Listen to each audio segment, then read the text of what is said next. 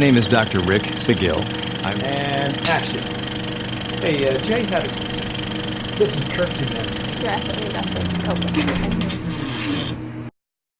And action. Hey everyone, it's Dr. Rick, and Alicia had a question about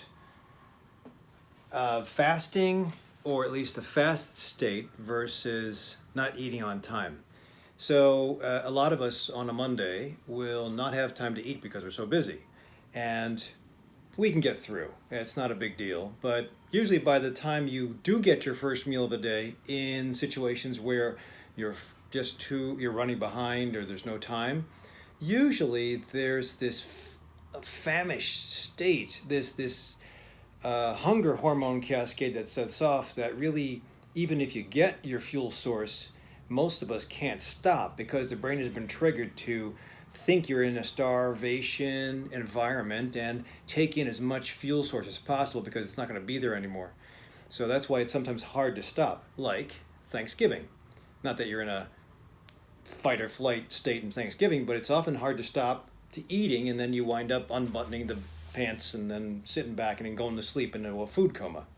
But in the case where Alicia has this concern over not being able to eat on time because she's very busy, and then actually interpreting that a different way, like scheduled fast, I think it makes a difference. But if this is the first time you're finding me, don't forget to hit the subscribe button down below and the alert button to find out when I do new videos. So the concept of fasting, everybody's going through fasting. I had a lot of videos on fasting, specifically fasting mimicking diet or intermittent fasting, or as of today, I'm finishing my 5th day of 1 meal a day. And that's kind of a fast too, where you don't eat anything except for the last hour or last hour and a half of the day. It's something to be, I'm not impressed by it. I'm going to get some blood tests to see if it affected me on the inside, but it didn't hit me as beneficial as fasting mimicking diet, but I'll do another video on that. However, the only way I can get myself through the entire day is to accept the fact that this is a medical reason and it's an experiment. And that way I am okay to get through, even if I'm hungry. I certainly have some tea. I like green tea, and that keeps my stomach busy. The work keeps my brain busy. And again, at the outset, if I say to my brain, I'm not going to eat, I'm just going to eat 1 meal, and that's going to be tonight after hours. I'm already focusing on 5:30, and I'm okay with it. Versus not having enough time and actually suffering from mental anguish because, man, I didn't get any time, I deserve it. And then by the time I do eat, again, you started that hunger hormone cascade. When you declare, I think when most people declare that, let's just go ahead and call it that we're not going to eat because we're fasting, and whether it's Monday or Friday, then again, you've already experienced that I'm not going to eat. My end is there, at least the end of the day is coming. I'm going to just target that, and I'll expect that I'm going to be hungry, but I'll enjoy it. And it's different because when you have a hormone that supports you and is at peace, you can actually stop the eating and enjoy and eat slowly. When you have a hormone that's in fight or flight, you will probably not be able to stop, and you'll eat quickly and you'll be in anguish.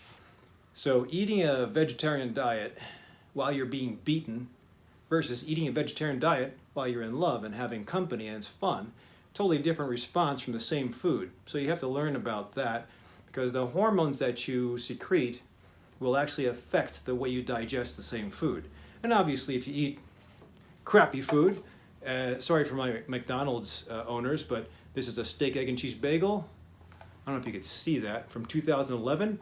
I still have it, and it's not too bad looking.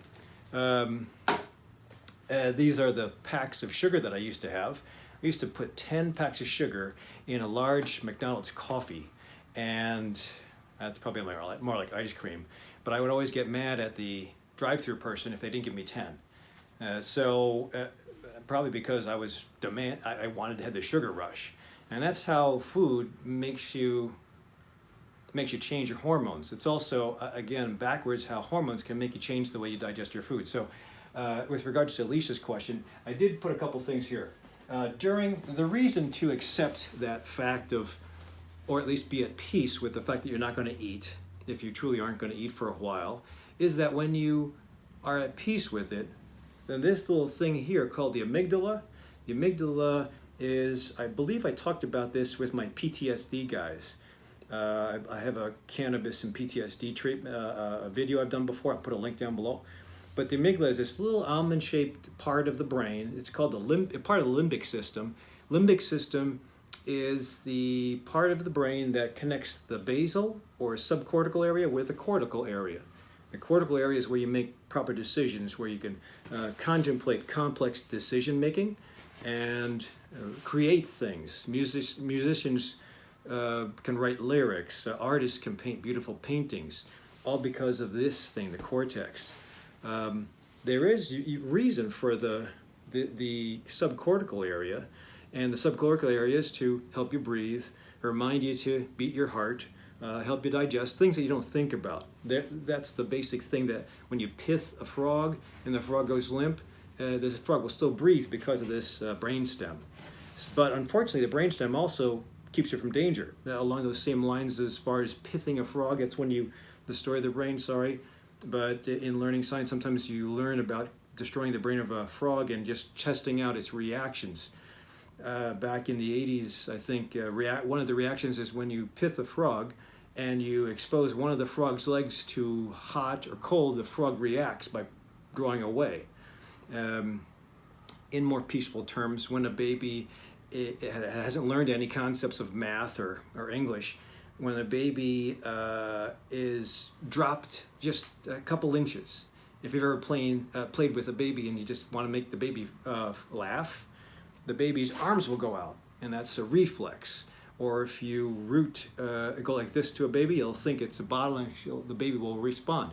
That's a brainstem reaction. So there's basic reactions and there's complex reactions. The amygdala, if triggered, will trigger the brainstem to take over, and that's not always good. So if you have a PTSD patient that has learned that a gunshot or anything that's sudden like that means that they're under attack, you can have an exhaust backfire in the mall, and the PTSD sufferer will duck under cover because the amygdala split second turns on the fight or flight response. So that's what this is called, amygdala hijacking. So in cases where you have PTSD, and I got to point to this, but you'll have a fight or flight response. You'll also, when it's not so severe, also have a hunting response to eat.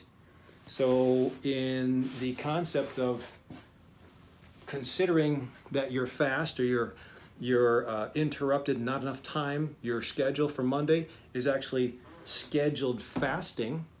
You've already been at peace, you're changing around and not turning on the hijack, and you're actually turning on the cortex to say that we're okay with that. And you'll actually, again, you'll have less of that fight or flight hormone secreted. You'll have more peaceful hormones secreted. You get through your day and you'll be okay with it.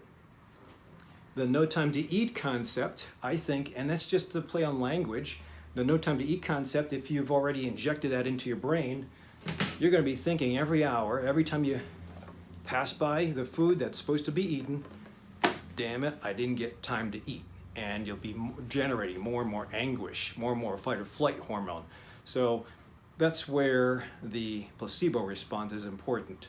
For that concept of I didn't have time to eat, that's a nocebo response, bad.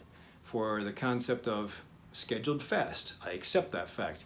That's a placebo response, telling the brain that it's okay. So there's a totally different concept of what happens just by changing your language around. So that's what I would say for my folks that are trying to go through the fast is change the language around. Accept the fact that it's going to be good for your health. A growling stomach, I've put a video out before about ghrelin growl. Growling stomach is actually turning on, it's a signal that says you're turning on growth hormone. Growth hormone is awesome for growing muscle. Insulin, in many cases, is bad.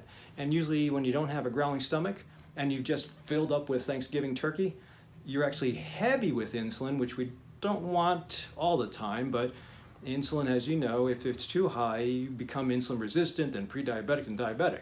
So there's hormones are very innocent, but sometimes the concept, as long as you understand what hormones do and what the brain can do when you introduce an idea, you'll understand how to conquer those problems. So I think they're just changing around the language of what you say and how you contextualize.